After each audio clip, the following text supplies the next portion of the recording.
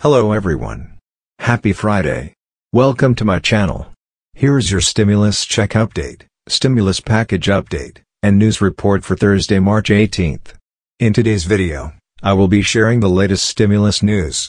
I will be discussing the status of the third stimulus check, as well as the new direct deposit date details for the $1,400 checks.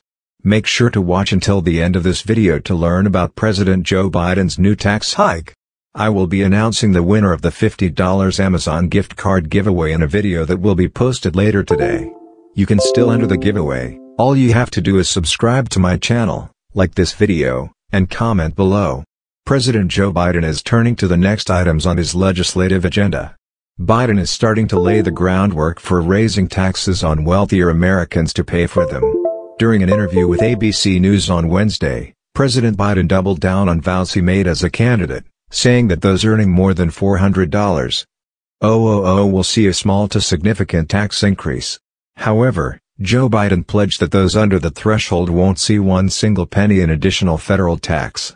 And he is already working to make permanent several major temporary tax breaks for low-income and middle-class Americans.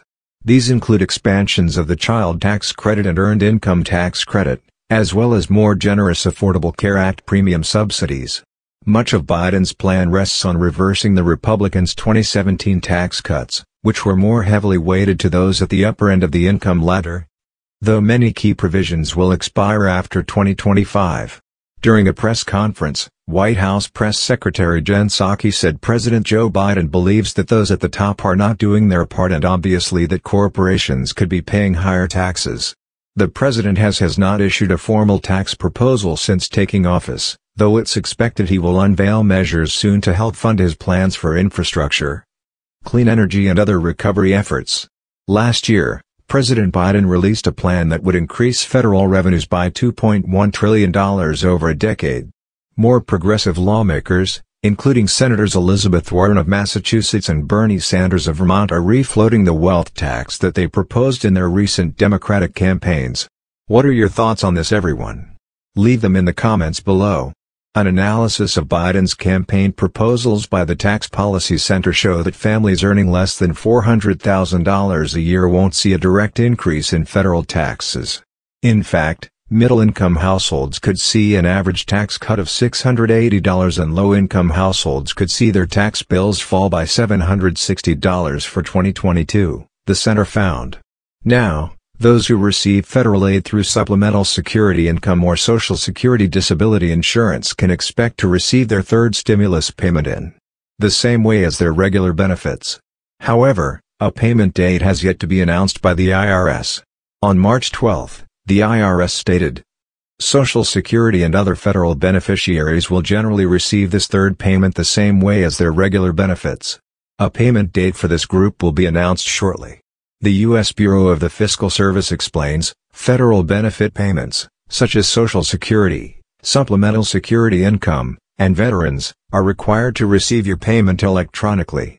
You must either have the money deposited directly to a bank or credit union account or get your money each month on a Direct Express prepaid debit card.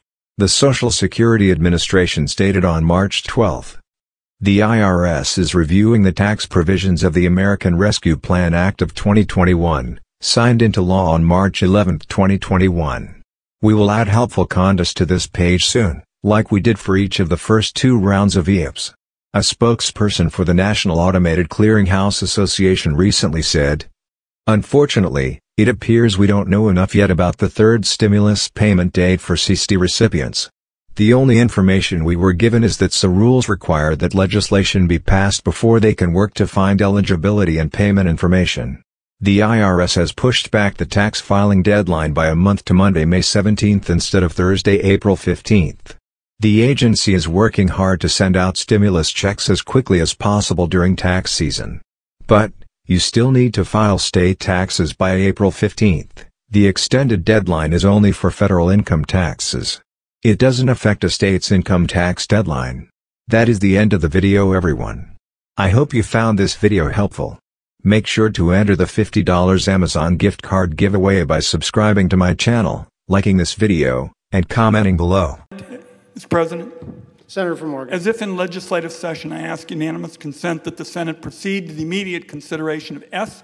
823 introduced earlier today. The bill would provide for protection of recovery rebates. I further ask that the bill be read a third time and passed, and the motion to reconsider be considered made and laid upon the table with no intervening action or debate. Is there objection? Mr. President. Senator from Pennsylvania. Mr. President, reserving the right to object.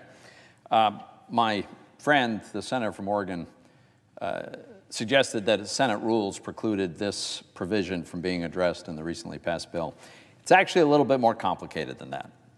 So let's remember how we got here. Last year, Republicans and Democrats worked together, and we passed 5 bills adding up to about $4 trillion, authorizing another several $trillion of loans. It was an extraordinary reaction to an extraordinary moment. And Republicans and Democrats came together time and time again. As the circumstances were changing, we passed new legislation to reflect that, passing a big bill, a $1 trillion bill nearly, in December. But as soon as our Democratic colleagues had the ability, they decided they weren't interested in any bipartisan legislation anymore. It was going to be strictly Democrats using the reconciliation process, and that is the only reason that this provision couldn't be addressed, because it can't be dealt with under the reconciliation rules. So now our Democratic colleagues perceive a problem with this legislation, and they'd like Republicans' consent to fix what might have been resolved with some kind of compromise had they pursued the path that we pursued when we were in control. But let's talk about where we are and what we've done for individuals and families.